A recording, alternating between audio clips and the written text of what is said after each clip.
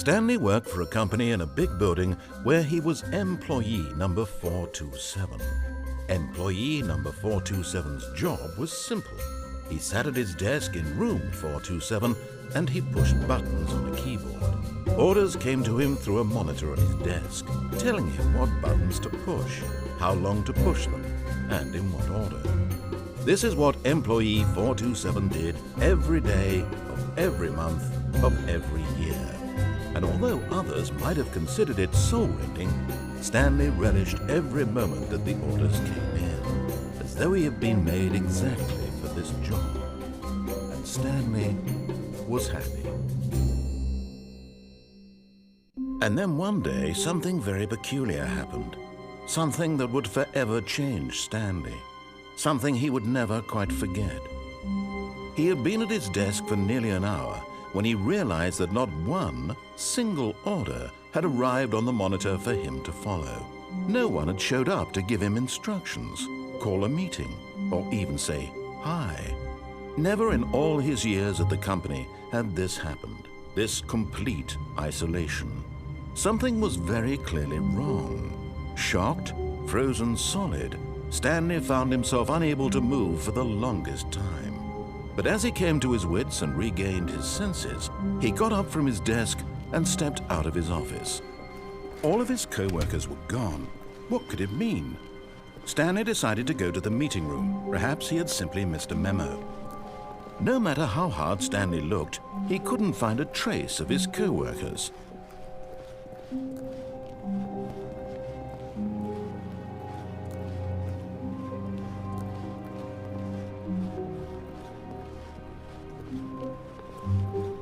When Stanley came to a set of 2 open doors, he entered the door on his left.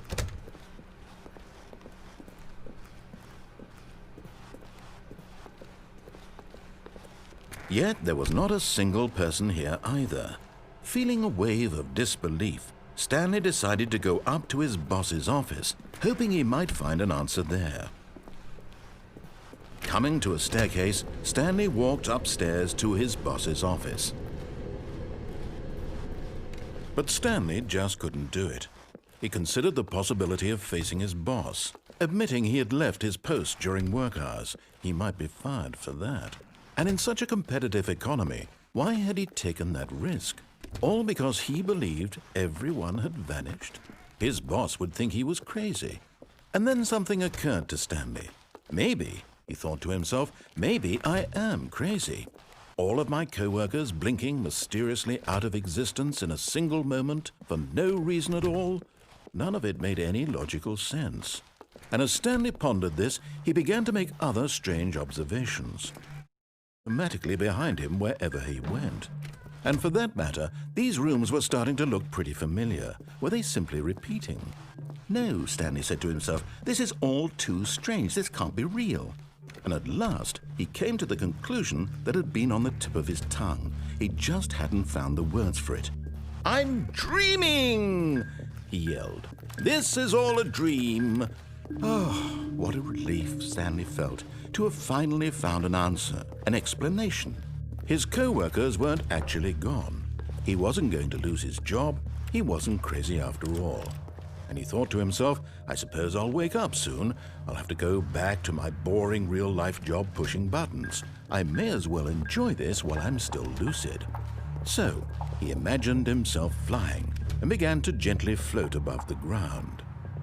Then he imagined himself soaring through space on a magical starfield, and it too appeared. It was so much fun, and Stanley marveled that he had still not woken up. How was he remaining so lucid? And then perhaps the strangest question of them all entered Stanley's head. One he was amazed he hadn't asked himself sooner. Why is there a voice in my head dictating everything that I'm doing and thinking? Now the voice was describing itself being considered by Stanley, who found it particularly strange. I'm dreaming about a voice describing me, thinking about how it's describing my thoughts, he thought. And while he thought it all very odd and wondered if this voice spoke to all people in their dreams, the truth was that, of course, this was not a dream. How could it be? Was Stanley simply deceiving himself? believing that if he's asleep, he doesn't have to take responsibility for himself. Stanley is as awake right now as he's ever been in his life. Now, hearing the voice speak these words was quite a shock to Stanley. After all, he knew for certain, beyond a doubt, that this was in fact a dream.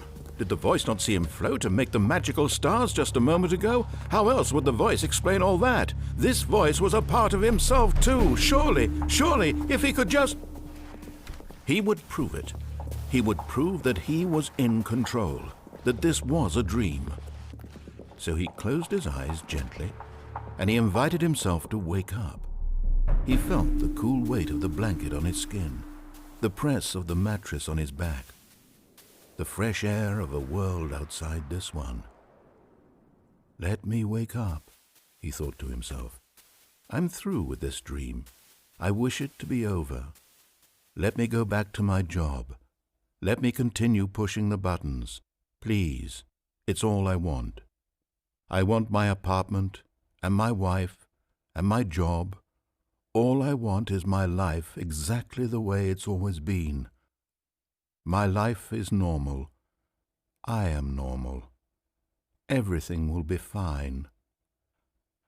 I am okay.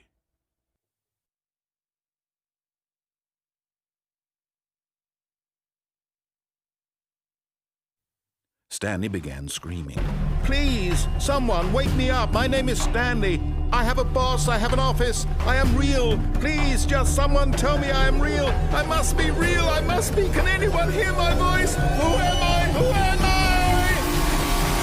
I? And everything went black.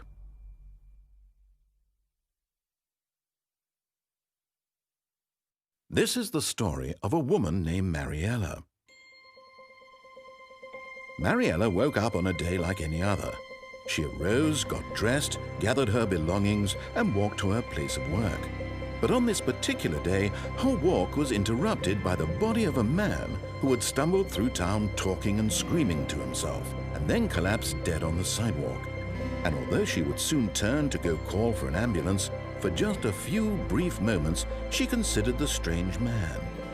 He was obviously crazy, this much she knew. Everyone knows what crazy people look like. And in that moment, she thought to herself how lucky she was to be normal. I am sane. I am in control of my mind. I know what is real and what isn't.